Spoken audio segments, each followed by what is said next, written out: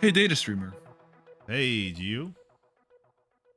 do you remember when we used to, in order to go online on your computer, you had to dial or do stuff with your phone line?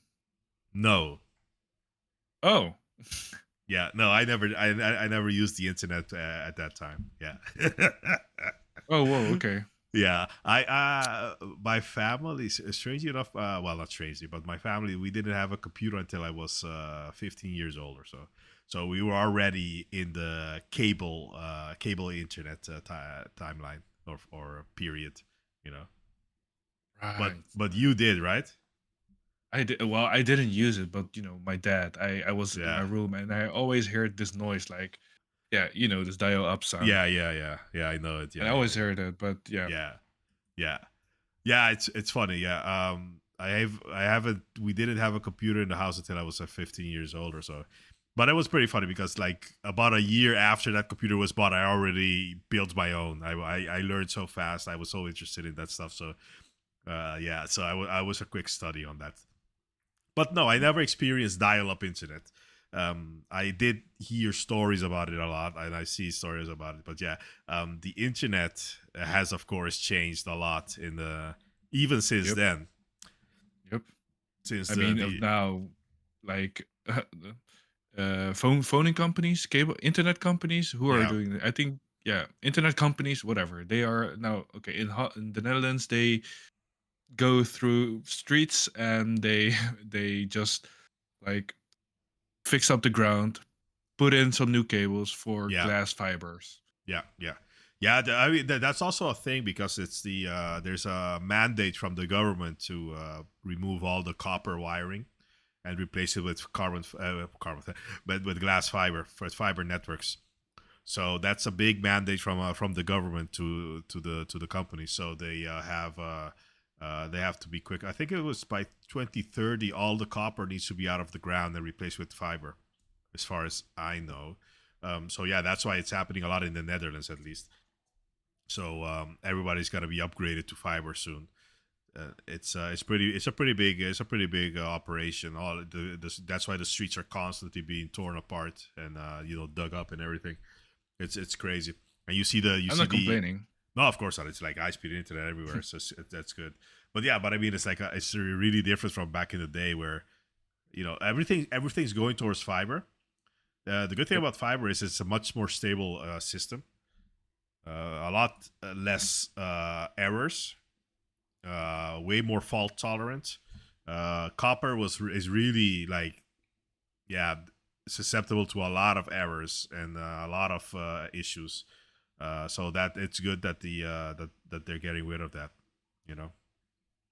But during those days when you didn't have a computer, didn't have internet, then uh, Hmm. I'm sure you were probably watching movies then, right? To Yeah, entertain yourself. of course. Was it in that time that you were watching Cyberpunk themed movies already? Oh yeah, a lot of them. I saw a lot of them. Yeah, I mean So that's through those yeah. movies, I'm sure they also already used internet Well, in those movies back then. yeah, most of those movies had internet. A lot of them didn't have internet like the way it actually works because a lot of those stories, the kind of like the internet was at least WW or World Wide Web. I mean, World Wide Web wasn't invented, so they had really no real idea. So it was more like based on like 1980s or 1970s style internet usage, where it's like emails, BBS, or like logging into computers, prompting systems, that kind of stuff. You're not. They weren't really browsing the internet in a lot of those movies. I think Johnny Mnemonic did have like a browsing the internet scene or something similar, but it was like this crazy VR 3D uh environment. It kind of looked like modern VR where you had like the hands, the floaty hands in your screen that you control through your controllers and that kind of stuff. And it was pretty wild. It's a crazy scene. You could probably find clips of it on the internet, on YouTube. But it's like, yeah, internet usage was mostly that kind of stuff, or like in Hackers, the movie Hackers.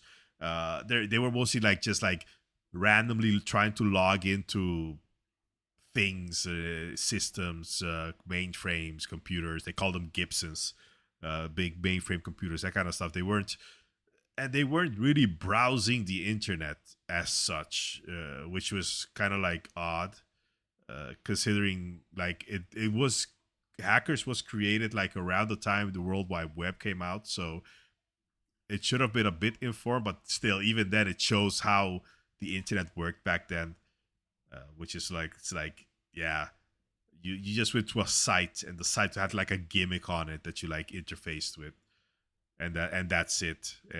You weren't really doing anything really productive on there, most of the time. At least as a kid, you weren't. What I mean? Yeah. So that's like it's now that I'm thinking about it, it's like really weird compared to how internet is used these days. It's like really segmented. There were no search engines, or they didn't work as well. You had to you were really dependent on your bookmarks because there was Oh yeah. really almost no other way to remember a site. You Really know? mouth to mouth yeah, Yeah, promotion, yeah. I yeah. knew, for Word of example, mouth. yeah, word of mouth, yes, Yeah, exactly. word of mouth For promotion. example, I would have never been able to find Newgrounds. You know the Yeah, website? To play games, free yeah. games, Yeah, of course. flash games. Yeah, Flash. Flash is dead, so I don't know. I don't even know what Newgrounds does these days. How do you make those games without They're Flash? still online. They probably have some HTML5 engine thing, Yeah. but yeah, it's like yeah, how you learned a lot of websites from friends as well. That's true. That's true. People would just like give each other, "Hey, check out this website," and it's like wow, whatever. And and what also happened was that a lot of websites also had links pages. So you would go to a website, usually the GeoCities, like those kinds of things, GeoCities website, and the site itself would have a links page on it. And then in that links page, you see the links that they thought the website that they thought were cool, and then you would go to those sites, and then that way you kept increasing the amount of sites you knew because you kept following the links pages of these websites. That stuff that's how you used to find new stuff back in the day, because just searching like on Google, nah man, that didn't work that well. That didn't work Yeah. that well at all. You You just know, took the time to browse. you were You literally literally browsing. browse. Yeah, Yeah. you Just had checking out the website. What can I do here? And go to yeah the next one. yeah, you were literally browsing. Yeah, that's how it worked. These days, you're not really browsing the internet. These days, you're on YouTube, you're on Yep. Facebook, you're on Instagram. That's it. Back then you were actually spent hours just browsing the net, just looking for things, and just trying to, you know, find whatever you could find. That kind of stuff. But I do like see the resemblance. Well, I can imagine that, for instance, how commenting on videos or posts. I mean, I was on forums Yeah, quite a lot, right? yeah, same. And you just went on forums to have a kind of chat with people. Yeah, And just I think forums. now, social media is quite evolved from that. Yeah. Personally, I'm more of a fan of chat rooms like IRC and Discord. I'm not a Yeah. big fan of social media, but I mean, I stopped using social media years ago. Now I'm just on Discord, and then whatever. Yeah, so social media. Yeah, I didn't really like how it started to develop social media. That was years ago. Because I noticed at a certain point I was where was this? I think it was like 2018 or something like that. I was in bed on my phone and just kind of scrolling through Facebook, and that's it. And after like a half hour of just like doing that, I was like, "What the heck am I doing?" Yeah. And it's like, oh, then I literally uninstalled Facebook from my phone right there, and I logged out of my computer, and I didn't log in back since. I just like, I'm out, I'm out. So that's the thing, that the internet is now so different because of social media. Yep. It's unrecognizable from what it used to be. So even like with things like tracking what you're doing, all that stuff.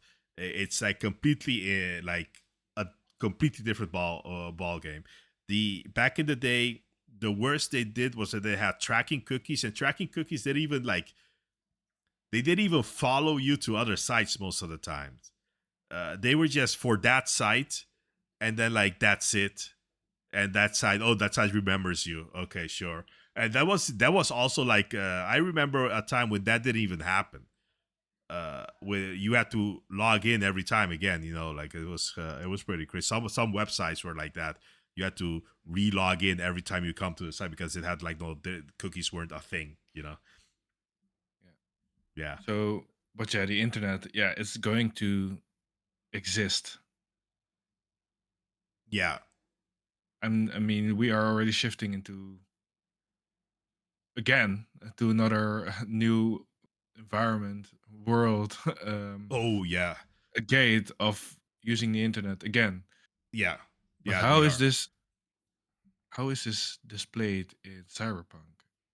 Well, what Huh. there the interesting part is that a lot of um a lot of cyberpunk stories, they had like this weird fanciful way of showing the internet. It was like a place. It was like you log in, you're like physically inside of it. It's like a VR world, that kind of stuff. Oh, cyberspace, cyberspace. That's also where it came from. It's like this space inside of the computer, that kind of stuff. Uh, of course, reality is always disappointing, as Thanos said. So it's like, yeah, we're not gonna be moving in that direction. I don't expect it, at least. I mean, like the best attempt at that kind of stuff is like VR chat. But that's not even, like browsing the internet. Of course, you are doing some kind of browsing in VR chat because you're moving from like room to room there, and you kind of like change avatars. You can look in a mirror or whatever, or do something, and you can change your avatar, that kind of stuff. Those kinds of things Oh you could. wow, yeah. Yeah, you remember. And Yeah, yeah, yeah, yeah, exactly. Like back in the day, then I mean, you meet friends yeah, in a random room, yeah, yeah, and you tell that friend, "Hey, I know a place yeah, yeah, called yeah, Newgrounds Room, so yeah. let's go there." And then Exactly. I the mean, the circle is round again. yeah, exactly. So that's when we were playing. We were like, we that happened to us as well. We were just walking around, and somebody said, "Hey, I know this other room," and we kind of followed them and went over there, and blah blah. And you kept that's like kind of like a way that like the old internet worked, but that's VR chat. But that's like the most cyberpunky kind of experience that I could think of that we have today. Yep. Be Yeah, as in like user facing experience. Yeah. But when we're talking about like but that's different from like the actual like Really uh standing like physically ish, yeah, mentally in that space. yeah, the current VR doesn't allow for that, like the way you see it in a lot of these cyberpunk things, or not even cyberpunk things, like we've talked about it before in previous episodes, like with Johnny Quest is not a Yeah. cyberpunk show, but it had like the whole VR with Quest World, and they were like literally full dive, full dive. They were full dive Yeah. inside the thing. That's still a ways off. Yeah, But and exactly. Yeah. go ahead. And especially when VR now it's maybe 4K, but what if it goes 8K or 16 or Yeah, 32K? yeah. I mean, you even if it's like 32K or whatever you want to call it, it's still if it doesn't move beyond the I'm wearing a headset on my head, it's not gonna have the same thing. We need full dive. We need nerve gear like a sword art. We need that kind of stuff. We need the Quest World tech that like completely neural interface into the thing, so we can literally feel as if we're inside the thing. But that's gonna be a while. That kind of stuff. But I mean, browsing the internet, another way that the internet is actually moving towards these cyberpunk predictions, sadly, is more in the kind of like infrastructure way, as in like, because up to now we were talking about like user facing, you know, user facing aspect, like what do you do? You're browsing on the website, you're logging in VR, blah blah. But like the other side is the entire infrastructure behind the whole thing, how that's all created and how that's all done. For example, the China, they completely sealed off their internet. The Great Firewall of China is a thing. You can barely get in there or get out. Some people actually go to jail for literally, quote, inside quotation marks, smuggling videos out of there that show, like, for example, something the government doesn't want you to see, and they put them on YouTube, and that kind of stuff. So it's like, it's very cyberpunky what's going on in the margins of the Chinese internet. It's very cyberpunky. The authoritarian state trying to suppress the people through technological, through the internet, and they're like blocking things and that kind of stuff. And another aspect of the whole cyberpunk thing is that they have their own internet. You see that a lot in a lot of cyberpunk things where oh, you're logging into this network. Oh, that network is from that company. Oh, this network is from that network is from that country. You have to log in. You have to do specific things to log into that network, or versus that other network. That kind of stuff. That's a big thing in a lot of cyberpunk stuff. Oh, this reminds me of Yeah, a current trend, though. yeah, This reminds me on how crypto is. If you're really into crypto, you're yeah. dealing with stuff like this, actually. Yeah, yeah, that's what I mean. That's why I'm saying like the like infrastructure side of the internet is starting to resemble a cyberpunk future, because it's starting. The main part of this is that it's starting to get segmented. The internet is starting to split up into different parts. And as you said, the crypto, you have Tor, the Onion browser, that kind of stuff. There's a lot of other things going around like that are segmenting the internet. And for example, like in Cyberpunk 2077, the internet is completely segmented there. That's because they had the data crash in the 2030s, I think, or the 2020s. I think but anyways, somewhere around there, they had the data crash. Maybe it was even earlier, actually.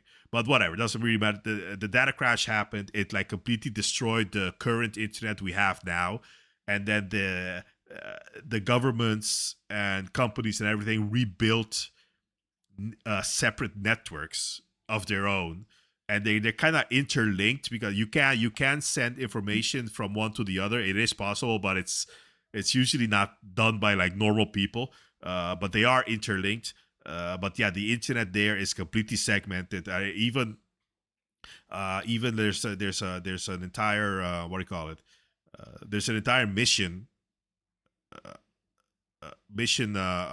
series in the game where the Voodoo Boys have this thing going on. You need something from them, and then Netwatch is the one that like kind of like operates or does security for the internet in the cyberpunk world. And Netwatch wants to enter the Voodoo Voices internet. um you know, so there's this whole mission about how about either you choose to either defend the Voodoo Voice, or you choose to give Netwatch access to the Voodoo Voices internet, that kind of stuff. But there you see that the Voodoo Voice have their own completely sealed off internet from the, and the Netwatch cannot get in there. They but Netwatch wants to maintain control of all the internet, all the separate internets out there, because it's better security as far as they're concerned if they can keep an eye on everything. Because they also want to prevent the black wall from falling apart. That's another internet separation tool, because the black wall in Cyberpunk is how Netwatch defends the human internet from the rogue AIs that are roaming the internet. You know, which is pretty hilarious, because you know Cloudflare. No, what is Cloud that? Cloudflare is a network services company, and they recently developed a something they call an AI labyrinth. Um, so it's like on their website they promote it as a way to trapping misbehaving bots in an AI labyrinth. That's how they announced the video, or I mean not video, the uh, that's an article they have on their website, and it kind of reads like the Black Wall, you know, like literally they have, you have rogue AI that are trying to find your stuff, and they have a service developed to defend your website from these AIs by trapping them in a labyrinth, you know, in a like this generative links labyrinth. So they keep getting these endless links that they get trapped into. But that's not the only one that's doing this. Cisco is also working on an AI defense, you know, system, which they just call it AI defense, I think. What do they call it? Let me see. Yeah, but comprehensive AI security to keep your enterprise safe and secure. That's what they say. Have it on their website. So it's like all of these networking companies and internet services companies are basically developing, you know, the black wall, because now we're having rogue AIs. It's basically rogue AIs because these AI bots are just roaming the internet, scraping everything they can find, and like whatever. It's like just it's a free for all out there. Yeah. And now you're having these companies develop these things, but what's happening is that they're slowly segmenting the internet, because now instead of like being able to do all this stuff, your field of operation is smaller, because now you have these all these services running that block all kinds of other services. You know what I mean? So we're slowly moving into this world where the internet resembles a lot of these cyberpunk stories, where it's like all these separate networks, and you have to log into everyone separately, and you have to do everything separately. Oh yeah, oh I'm gonna go do something on this network, I gotta do this. Oh, it's something that network, I gotta do that kind of stuff. That we're slowly moving to that direction. Yeah, yeah. So um, it's like it's hard to predict where things are going, considering these things, because but when we see what's happening and what happened in these cyberpunk stories, yeah, the biggest problem that can happen with these segregation of these systems is that um, like fake news and those kinds of things can increase, because now you don't have access to all the information. Now the information is segmented, and then you have trouble finding what's real or not, that kind of stuff. So that those are some of the issues that are possibly coming our way in the future with these kinds of technology. So we need to really be careful how how much you want to segregate the internet from itself. You know what I mean? That's like, you need to think about that. You know what I mean? Yeah.